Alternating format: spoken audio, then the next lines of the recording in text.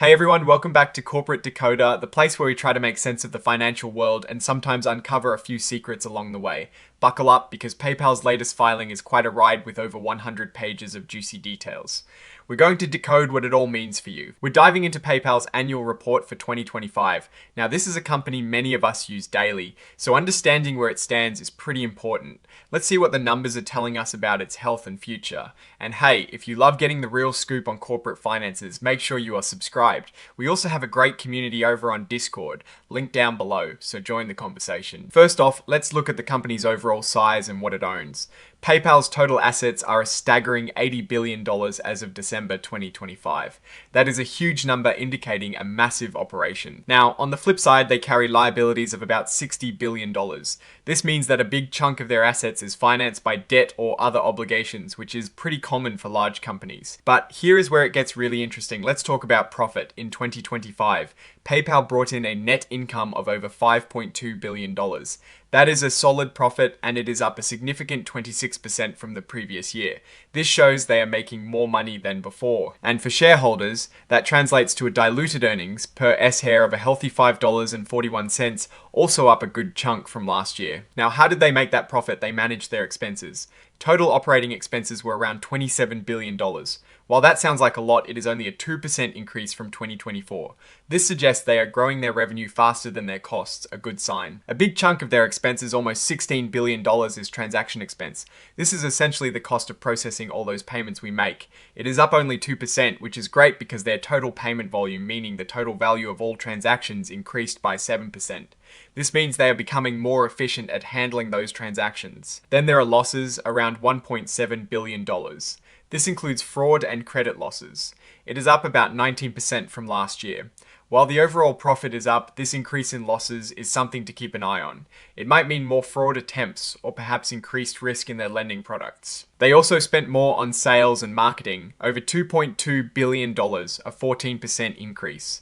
This suggests they are investing in growth, trying to bring in more customers and merchants. And of course, a tech company like PayPal is always investing in the future. They spent over $3.1 billion on technology and development, up 4%. This is crucial for staying competitive. Let's circle back to revenue. Their total net revenues reached nearly $33.2 billion, a 4% increase from 2024. This growth is positive, though it is slower than the increase in profit. A significant part of their revenue growth comes from other value-added services, which grew by 14% to over $3.3 billion.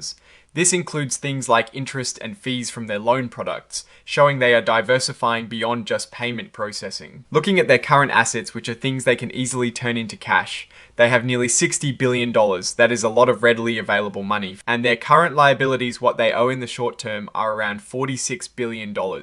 So they seem to have enough short-term cash to cover their immediate debts. Their actual cash on hand is about $8 billion. This is a healthy amount, but when combined with their investments, it paints a clearer picture. And their short-term investments add another $2.3 billion. So they have a decent chunk of readily accessible funds. They also have over $4.3 billion in long-term investments, which are less liquid but represent potential future gains. Now, here is something that always catches my eye in big tech filings: goodwill. PayPal has over $10.8 billion in goodwill. This is the value of acquired companies that exceeds the fair value of their net identifiable assets. A high goodwill number can sometimes indicate a company has made significant acquisitions, but it also carries risk if those acquisitions don't perform as expected. Their net intangible assets are much smaller at just over $200 million. This means that after accounting for things like customer lists and developed technology, they don't have a huge amount of these types of assets on their books. Let's talk about debt, a big one for any company. PayPal has nearly $10 billion in long-term debt. This is a substantial amount, and it is important to see how they are managing it. Looking at their cash flow from operations, they generated over $6.4 billion. That is positive, but it is actually a decrease of 14% from the previous year. This is a bit of a head scratcher when profits are up. The report mentions this is largely due to increases in loans they've originated and then sold, which is a bit of a financial maneuverability. Investing activities provided about $800 million. This involves buying and selling investments and property, and financing activities use nearly $6 billion. This is mainly due to their aggressive stock buyback program and the dividends they've started paying. Speaking of stock buybacks, in the last 3 months of 2025 alone, they repurchased over 23 million shares. That's a significant amount of money being returned to shareholders, aiming to reduce the number of shares outstanding and potentially boost the share price. And importantly, they started paying dividends in late 2025, giving back a portion of their profits directly to shareholders. This is a mature company move, signaling confidence in their ability to generate consistent cash. Now, every tech company faces risks, and PayPal is no exception. They highlight cybersecurity as a major concern, and honestly, who can blame them with billions of dollars and sensitive customer data flowing through their systems? They are a prime target. They mention constant evolution of cyber threats, including AI-powered attacks, and acknowledge they have experienced breaches before. Any major breach could severely damage their reputation and financial health. Competition is another huge risk. PayPal operates in a crowded space with banks, payment processors, digital wallets, and even tech giants like Apple and Google. They acknowledge that new competitors are always emerging and that they need to constantly innovate to stay ahead. And then there is regulation. PayPal is a global company dealing with financial services, so they are under the microscope of regulators worldwide. Changes in laws around payments, crypto, data privacy, and more can have a big impact, forcing them to adapt and potentially increasing their costs. They even mention they are pursuing a banking charter, which shows how regulated their industry is. A growing part of their business is lending, both to consumers and merchants. The filing clearly states that these products come with credit risk. If people or businesses can't repay their loans, PayPal takes a hit. With economic uncertainties, this is a risk that could grow. They are also diving into artificial intelligence, using it for fraud detection and more. But they are also aware that AI regulation is still developing, and new rules could impact how they use this powerful technology. Digging a bit deeper into their loan business, the report details how they calculate their allowance for bad loans. They use historical data and economic forecasts, a complex process with a lot of estimation involved.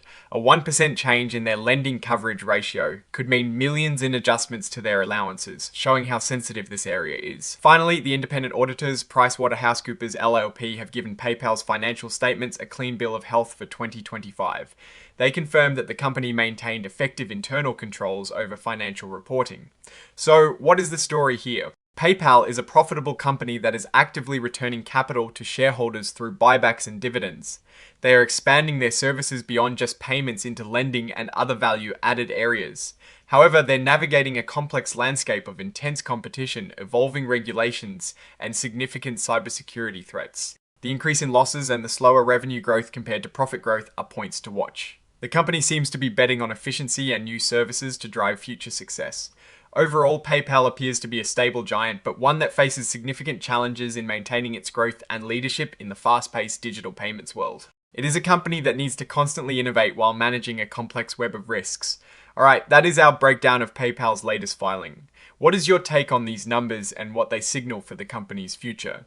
Drop your thoughts in the comments. If this analysis was valuable, hitting that like button really helps, and subscribe for more deep dives. Don't forget to check out our Discord in the description. Thanks for watching. See you next time.